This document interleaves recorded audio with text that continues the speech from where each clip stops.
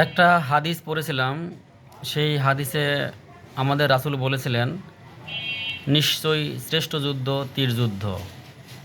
এই কথাটি আল্লাহ রাসূল ৩ বার বলেছিলেন, নিশ্চয়ই শ্রেষ্ঠ যুদ্ধ তীর যুদ্ধ। তো দেখেন, আমাদের নবীর আমলে আসলে তীর যুদ্ধ শ্রেষ্ঠ যুদ্ধ ছিল। কারণ তীর এমন একটা অস্ত্র যেটা মানে কাছ থেকে নিক্ষেপ করে দূরের শত্রুকে ঘায়েল করা যায়। তো আমি মনে করি বর্তমান ইরান আল্লাহ রাসূলের এই হাদিসটি ফলো করে দেখেন, একটা হাদিস তারা ফলো করছে, তারা আজ কতটা কামিয়াব হয়েছে।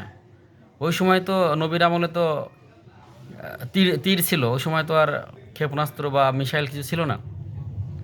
এখন তীরের নতুন আপডেট, নতুন ভার্সন হল ক্ষেপণাস্ত্র বা মিসাইল।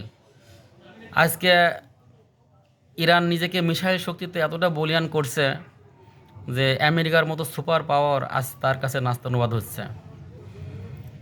তো ইরানের জন্য সবসময় দোয়া থাকবে। যারা ইরানের বিরুদ্ধে কথা বলতেছেন, আমার মন কখনো সায় দেয় না। আমি সবসময় মনে করি মানুষের মন হচ্ছে সবচেয়ে বড় মুফতি। কারণ মন এমন একটা আদালত, যেখানে আপনি প্রশ্ন করলে আপনারা সঠিক উত্তর সেখান থেকে পেয়ে যাবেন। এর আগে ডাক্তার জাকির নায়েককে যখন এই সালাফিরা বা সুন্নি নামধারী লোকেরা, আলেমরা তার বিরুদ্ধে বড় বড় ফতোয়া দিচ্ছিল, তখনও আমার মন কখনো সায় দেয়নি। কারণ যে ব্যক্তি আল্লাহর কথা বলে, কোরআন উঁচি উঁচি আল্লাহর সত্যতা বলে, কোরআনের সত্যতা যাচাই যাচাই করার জন্য চ্যালেঞ্জ করে, সেই লোককে আমি কি করে খারাপ বলবো বলেন? এই আলেমরা ডাক্তার জাকির নায়েককেও ছাড়ে নাই, এই সালাফিরা এবং যারা নিজেকে সুন্নি দাবি করতেছে। আজকে যারা দেখেন ইরানের কত লোকগুলো মারা যাচ্ছে, কত লোক শহীদ হচ্ছে, দেখেন এরা উল্লাস করতেছে। একটা জাতি কতটা নিচে নামলে পারে এই উল্লাস করতে পারে বলেন একজনের মৃত্যুতে? এটা কতটা অমানবিক। যেখানে ইরানের লোকগুলো শহীদ হচ্ছে, ইরানের বড় বড় নেতারা, একটা জুলুম, যেখানে একটা অন্যায় যুদ্ধ, অসম যুদ্ধ, পশ্চিমারা সবাই হামলে পড়ছে ইরানের উপরে। আর সেই ইরানের লোকজন যখন শহীদ হচ্ছে, আমাদের দেশের কিছু আলেম লোকধারী মানে নামধারী কিছু আলেম, তারা আজকে তাদের বিরুদ্ধে মানে ফতোয়া দিচ্ছে। হালাকু খান যখন বাগদাদ যখন করলো, বাগদাদ যখন আক্রমণ করলো হালাকু খান, তখন এই আলেমরাই একসময় জানে, ওই সময় আলেমরা তারা ফতোয়া নিয়ে ব্যস্ত ছিলেন যে ঘোড়ার না গাধার পেশাব হালাল না হারাম।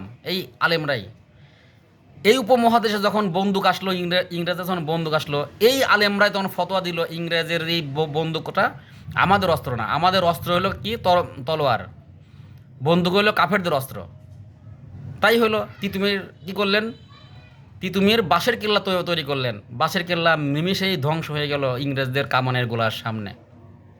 তারপরে বিদ্যুৎ যখন আসলো এই মহাবিশ্বে, আমাদের এই ভারত মহাদেশে, তখন এই আলেমরা বলল, ফতোয়া দিল এই মানে বিজলির বাতি, এই বিদ্যুৎ হলো জাদুকরি বাতি, এটা ব্যবহার করা আমাদের জন্য সহি না, আমাদের জন্য হারাম, এই আলেমরা। তারপর হালাকু খান যখন, সরি এই যে কি বলে চেঙ্গিস খান যখন সারা বিশ্ব ছড়াই পড়লো, এই আলেমরাই ফতোয়া দিছিল যে চেঙ্গিস খান হলো ইয়াজুজ মাজুজ। এই একটা ফতোয়ার কারণে চেঙ্গিস খান এমন হয়েছে যে ওর কখনো যুদ্ধ করতে হয় নাই। চেঙ্গিস খানকে ও যেখানে আক্রমণ করছে, ইয়াজুজ মাজুজ ভয়ে পালায় গেছে অস্ত্র মস্ত্র ফেলে থেকে। এই আলেমরা ফতোয়া দিছে, আর এখন এই আলেমরা ফতোয়া দিচ্ছে ইরানের বিরুদ্ধে। মানে কতটা দুঃখজনক, কতটা বেদনাদায়ক বলেন। আর তারা বলছে ইন্নালিল্লাহ পড়া যাবে না তাদের ব্যাপারে। মানে তারা খুশি, মানে তারা শহীদ হচ্ছে, তারা খুশি হচ্ছে। মানে খুশি কে হয়? একজনের দুঃখ দেখে, একজনের কষ্ট দেখে, একজনের মৃত্যু দেখে খুশি কে হয়? অমানুষরা হয়, অমানবিকরা হয়। এটাই আর কি। Thank you.